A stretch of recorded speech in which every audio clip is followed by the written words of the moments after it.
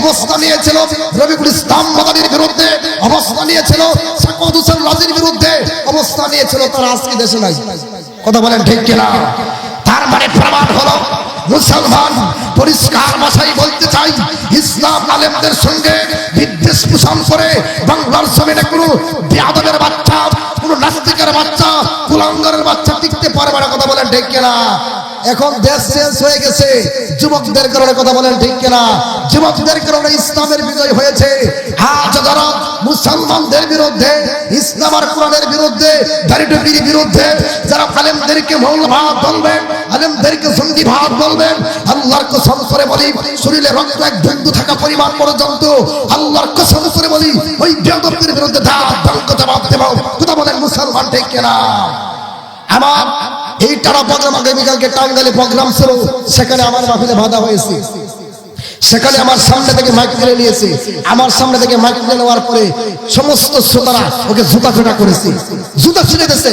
তারপরে আমি বললাম যে আপনারা থামান, আর জুতা ছিঁড়েন না। কারণ আগের দিনে বাধা দিলে কেউ কিছু বলতে পারতো না, কিন্তু মন চাইতো কিছু একটা বলি। কিন্তু এখন আবহাওয়া চেঞ্জ হয়ে গেছে, কিন্তু এখন সূর্য ওরকম ভাবে তারা মনে করছে যে পূর্ব দিক পশ্চিম দিক দিয়ে সূর্য ওঠে, তাদের জন্য ছিল এরকম। কিন্তু না, আমি পরিষ্কার ভাষায় বলবো মুসলমান বন্ধুগণ, আগামী দিনে যদি ইসলামের জন্য আল্লামা মামুনুল হক সাহেব, রবিউল ইসলাম মাদানী সাহেব যদি ডাক দেয়, মুসলমান কাফনের কাপড় বেঁধে জিহাদের ময়দানে কারা কারা যাবেন, কারা কারা যাবেন? তৈরি আছেন তো ইনশাআল্লাহ? তৈরি আছেন তো ইনশাআল্লাহ মুসলমান? আমার মুসলমান বন্ধুগণ, আমি যে গরম বক্তব্য দিতেছি অনেকের গায়ে জ্বালা পোড়া হচ্ছে। অনেকে বলতেছে যে এখানে তাফসীর, এখানে মাহফিল দিছে, চিল্লা চিল্লি করে কেন? আল্লামা মামুনুল সাহেবের বিরুদ্ধে সেই অভিযোগ তুলেছিল। মামুনুল সাহেবকে বলেছে যে এটা চিল্লা চিল্লি করে কেন? কিন্তু মামুনুল সাহেব কি জবাব দিয়েছে আপনারা শুনছেন? তিনি পরিষ্কার ভাষায় জবাব দিয়েছে যে আমি আল্লামা মামুনুল সাহেব, আমি এই গরম বক্তব্য দিয়ে দুনিয়ার কোন মানুষকে সন্তুষ্টি করার জন্য না। আমার এই গরম বক্তব্য যদি কেউ ভুল প্রমাণ করতে চাই, কেউ ভুল প্রমাণ করতে পারে, আমি আর গরম বক্তব্য দেব না। আল্লামা মাওলানা সাহেব তুমি বলেছে যে আমার এই গরম বক্তব্য দেওয়ার কারণে সারা বাংলার জমিনে এই আল্লাহু আকবার স্লোগান উঠেছে না ভাই? জোরে বলে উঠেছে না ভাই? এই আল্লাহু আকবার স্লোগান যখন উঠেছে, এই স্লোগান তিনি বলেন যে এটা আমি আমার নাজাতের জড়িয়ে মনে করি। সেই বাংলাদেশে যারা আল্লাহু আকবার স্লোগানকে বিদ্বেষ পোষণ করবে, আল্লাহু আকবার স্লোগানকে যারা এরকম ভাবে দুশ্মনী মনে করবে, জয় শ্রীরামের স্লোগান দিয়েছে, আল্লাহু আকবার স্লোগান বন্ধ করেছে, আমরা বলতে চাই জয় শ্রীরামের স্লোগান নয়, নারায়ে তাকবীর আল্লাহু আকবার স্লোগান উঠবে, ওই বেঈমানের বাচ্চাদের মুখ থরথর করে কাঁপবে। কথা বলতে হবে মুসলমান, ঠিক কিনা বলেন মুসলমান? মুসলমান বন্ধুগণ, জয় শ্রীরামের স্লোগান হবে না, জয় শ্রীরামের স্লোগান হবে না, নারায়ে তাকবীরের স্লোগান হবে। কথা বলেন ঠিক কিনা? এই বাংলার জমিনে অনেক মুসলমানদের অনেকেই বলে যে হিন্দুদের উপরে মুসলমানরা নির্যাতন করে, এরকম কোন ইতিহাস আছে বাংলাদেশে? জোরে বলেন, কোন ইতিহাস নাই। কিন্তু ভারতে আমার মুসলমান ভাইদেরকে এরকম ভাবে হত্যাকাণ্ড করা হচ্ছে ইসলাম মানার কারণে, দাড়ি রাখার কারণে, টুপি রাখার কারণে। মুসলমান ভাইদের উপর বর্তমান জামানার কুখ্যাত ফেরাউন নরেন্দ্র মোদী সে মুসলমানদের উপর নির্যাতন করতেছে। আল্লাহ কসম করে বলি, হিন্দুস্তানের যে যুদ্ধের কথা বিশ্বনবী মুহাম্মদ সাল্লাল্লাহু আলাইহি সাল্লাম বলেছে, যদি গজওয়াতুল হিন্দের ডাক দেওয়া হয়, আমার মুসলমানের ভাইরা প্রস্তুত আছেন তো? জোরে বলেন, প্রস্তুত আছেন তো? কারা কারা প্রস্তুত আছেন স্লোগান দেন। নারায়ে তাকবীর, নারায়ে তাকবীর। ইসলামের শত্রুরা, আমার ভাইরা, এই স্লোগান আগে আমরা দিতে পারতাম না। আমাদেরকে মাহফিলে ওঠার আগে লম্বা লিস্ট দিয়ে দিতে যে হুজুর এইভাবে আলোচনা করেন, এইভাবে আলোচনা করেন। এরকম লোক এখন কোথায়? এখন তো আর বলতে পারে না, এখন তো আবহাওয়া চেঞ্জ হয়ে গেছে। লিস্ট ধরে দিত, এরকম ভাবে লিস্ট ধরে দিয়া তারা বলতো যে হুজুর এইভাবে আলোচনা করেন, কিন্তু এখন তো তারা নাই। 14 বছর পর্যন্ত, 20 বছর পর্যন্ত মাদ্রাসায় লেখাপড়া করে তোমার মতো মূর্খের কাছ থেকে জ্ঞান নিতে হবে আমরা কিভাবে কথা বলবো। বেয়াদব, টাটকা বেয়াদব কথা বলে ঠিক কিনা? ওই সমস্ত বেয়াদবের বাচ্চাদের পতন হয়েছে। আজ যারা বাংলার জমিনে এরকম ভাবে দুঃসাহস দেখাবে, এই দুঃসাহস দেখানোর মতো লোক পৃথিবীর জমিনে, এই বাংলার জমিনে, মুসলমানদের জমিনে এখন পর্যন্ত লোক পাওয়া যাবে না। এই বর্তমান স্বাধীন বাংলাদেশের কথা বলেন ঠিক কিনা? দেশ স্বাধীন হয়েছে, চুরি করে নাই, ছিনতাই করে নাই, রাস্তায় মোবাইল নিয়ে গেলে, এই টাকা নিয়ে গেলে মানুষ একটা দরফর করে যে আমার টাকা ছিনতাই করে নিয়ে যাবে। কথা বলেন ঠিক কিনা? কথা বলেন ঠিক কিনা?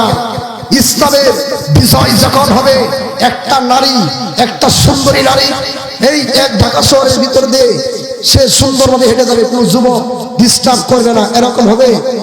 একটা মেয়ে যদি যায় 5-10 জন যুবক পিছিয়ে লাগে কিনা? তখন ইসলাম কায়েম হবে। যখন একটা মহিলা যাবে, কোন যুবক তাকাবের সাহস পাবে না। কথা বলেন ঠিক কিনা? যদি কোরআন দিয়ে দেশ চালাই, যদি কোরআন দিয়ে যদি সেই পার্লামেন্ট চালাই, কোরআন দিয়ে যদি রাষ্ট্র পরিচালনা করে, আল্লাহর কসম করে বলি, বাংলার জমিনে দুর্নীতি থাকবে না, বাংলার জমিনে রাহাজানি থাকবে না, বাংলার জমিনে ছিনতাই থাকবে না। কথা বলেন ঠিক কিনা? অনেকে বলে যে দুর্নীতি মুক্ত দেশ গড়ি, রাস্তায় লেখা থাকে কিনা? জোরে বলেন লেখা থাকে কিনা? দুর্নীতি মুক্ত দেশ গড়ি নাকি বললেই হলো? যদি দুর্নীতি মুক্ত যদি দেশ করতে চাও, মুসলমান কোরআনকে সামনে রেখে তোমার বিচার করতে হবে। বর্তমান জমানায় কিছু বিচারক আছে যে অন্যায় যে করেছে, যে অন্যায় করেছে কিছু টাকা দিলে তার পক্ষে বিচার দেয়, তার পক্ষে বিচার হয় বলে যায়। কথা বলেন ঠিক কিনা? আর কে কার জমি দখল করবে, কে কার বিরুদ্ধে যাবে, কে কার সঙ্গে শত্রুতা করবে, এরকম লোক আছে না নাই? জোরে বলেন। যারা এরকম করবে তারা আল্লাহর কসম করে বলি, গাজীপুর শ্রীপুরের মানুষদেরকে আমি বলে দিচ্ছি, এরকম যতই করুক না কেন তারই ক্ষতি হবে। আপনি একজনের ক্ষতি করবেন, আপনি একজনের ক্ষতি করলেন না, নিজের ক্ষতি করলেন। কথা বলেন ঠিক কিনা? মুসলমান বন্ধুগণ, এই ইসলামের বিজয়ের জন্য আপনার আমার সর্বপ্রথম বুকে সাহস থাকতে হবে। কথা বলেন ঠিক কিনা? মুসলমান মুহাম্মদ সাল্লাল্লাহু আলাইহি সাল্লামের সামনে সাহাবায়ে কেরামরা বলে, ইয়া রাসূলুল্লাহ, ইয়া হাবিবাল্লাহ, ওগো আল্লাহর নবী গো, আপনি যেভাবে বলবেন, আপনি যদি বলেন যে জিহাদের জন্য প্রস্তুত, আমরা আমাদের বউ বাচ্চা রেখে জিহাদের ময়দানে গিয়ে জিহাদ করতে করতে শহীদ হয়ে যাব। মুহাম্মদ সাল্লাল্লাহু আলাইহি সাল্লাম যখন ডাক দিয়েছে, ওই মুনাফিকের বাচ্চারা সে মুহাম্মদ সাল্লাল্লাহু আলাইহি সাল্লামের সামনে এক কথা বলেছে, আর তাদের পক্ষে যখন তাদেরকে জিহাদের ডাক দেওয়া হয়েছে, তারা ঘরের ভিতরে বসে রয়েছে। এরকম মুনাফিকের বাচ্চা আছে না নাই? বর্তমান জীবনে আছে না নাই? এই মুনাফিকি থাকলে আপনার ঠিকানা হবে জাহান্নাম। কথা বলেন ঠিক কিনা? এখানে শহীদ বরণ চান কারাগার হাত উঠান, শহীদ বরণ চান কারাগার হাত উঠান। এই ভাই, এখানে কোরআনের আলোচনা চলতেছে, এখানে কিসের আলোচনা করতেছেন আপনি? এখানে আপনি এইদিকে শুনেন, আলোচনা করলে বাইরে কে করেন? হাত নামান সকলে। ইসলামের কথা, কোরআনের কথা যারা বলবে আগ্রহের সাথে শুনতে হবে। এখানে আলাপ করলে আরো 5 জনের মনোযোগ ওইদিকে চলে যাবে। কথা বলেন ঠিক কিনা? আপনারা পার্সোনাল যদি কোনো আলাপ আলোচনা থাকে তাহলে ওইদিকে গিয়ে আলোচনা করবেন। আমার মুসলমান বন্ধুগণ, আমি আপনাদের সামনে যে আয়াতে কালিমা তেলাওয়াত করেছি, যে তোমরা কিভাবে আল্লাহর উপর কুফরি করো, এই জমিন কার?